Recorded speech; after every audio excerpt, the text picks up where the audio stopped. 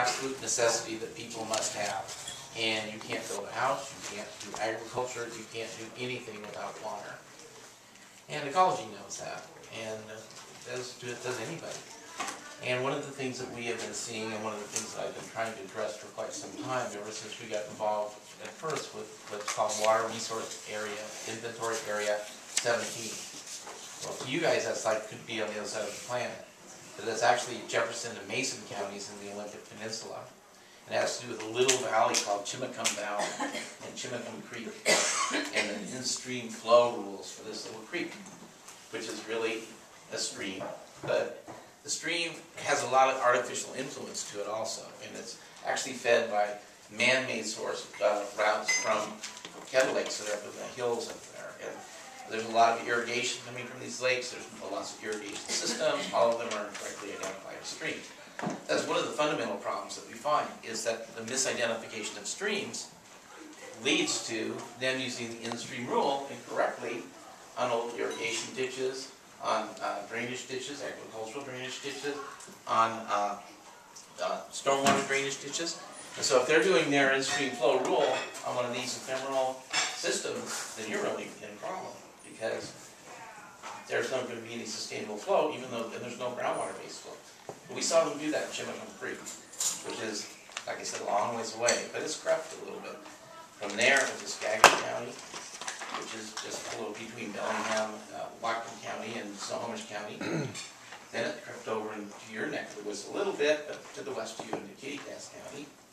Or in Kittitas County, not only did they prohibit, first of all, they came along and said, we don't want to impact any of these streams that are here, the river, or anything else like that. And we want the in-stream rules here, but we don't want to impact any of the old-time water rights holders. Well, most of these water rights holders weren't even using the water anyway.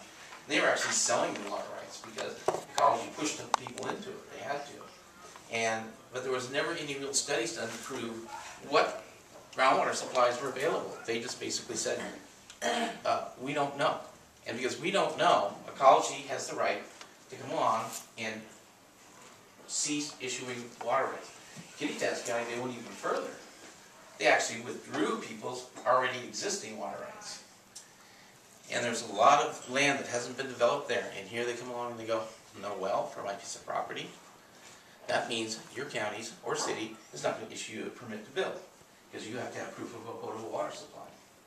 It means that you're not going to have irrigation for your fields or whatever you want to do. There is one loophole, though, that ecology forgot about, and actually the Supreme Court ruled on it. If you happen to have a lawn in your property, half acre or less, they can't stop you from putting a well in. If you have livestock to water, they can't stop you from putting a well in either, no matter what. But that's just little loopholes, and don't try to close them. And they are already looking at that.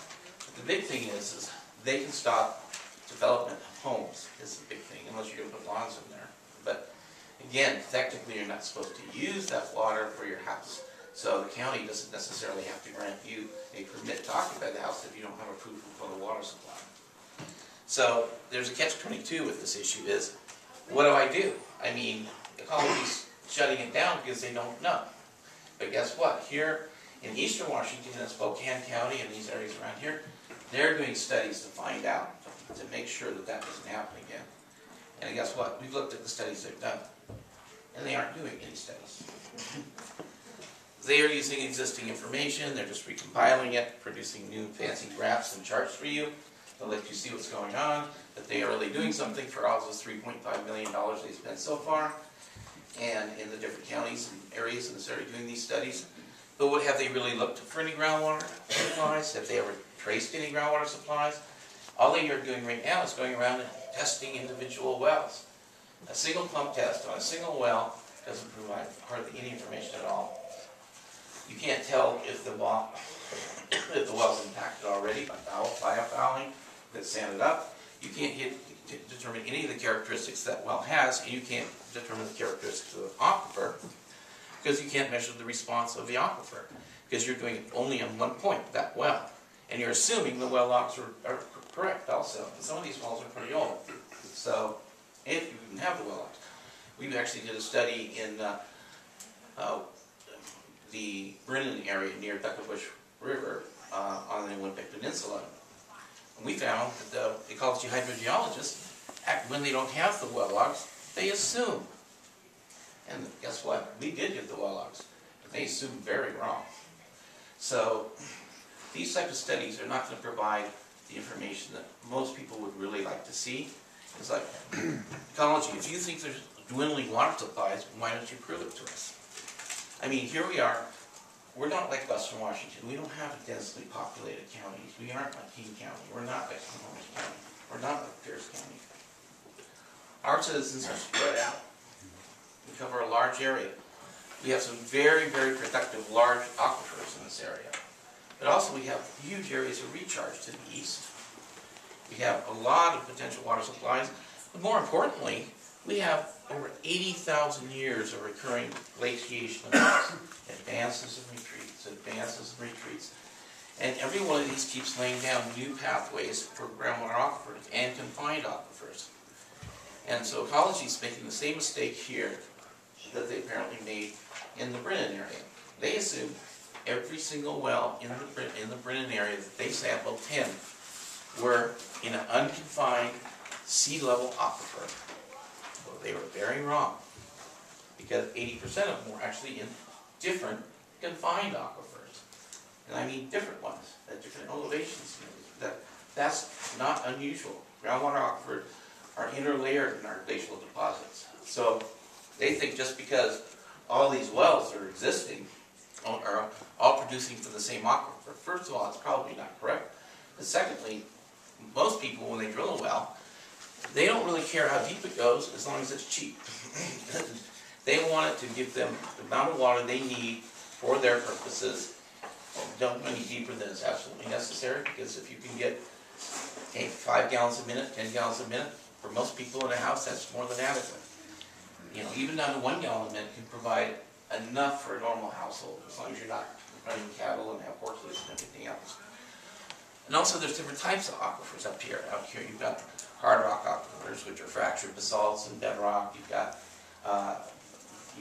your sedimentary aquifers, and you've got different types of sedimentary aquifers. But the big thing is most people are tapping into the ones that are the shallowest and in different areas. And you even have alluvial aquifers, which are really recent, like in your river floodplains. You're actually pumping from aquifers that are providing your rivers. So there's lots of complexity with the aquifers, but the big thing they're not looking for is how these interconnect. How are they recharged? And what's below the surface here?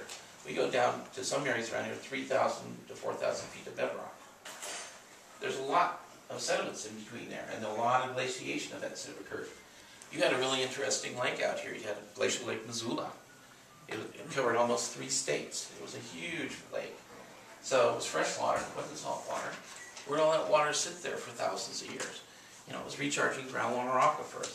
There's a lot of groundwater here. Matter of fact, the Sahara Desert, one of the largest, driest places in the world. Yes? She is ready for us to, Okay. we can run over there, so Okay. we'll just take 5 minutes, Okay. get in line, bring our food back, and you can resume your speech. Okay.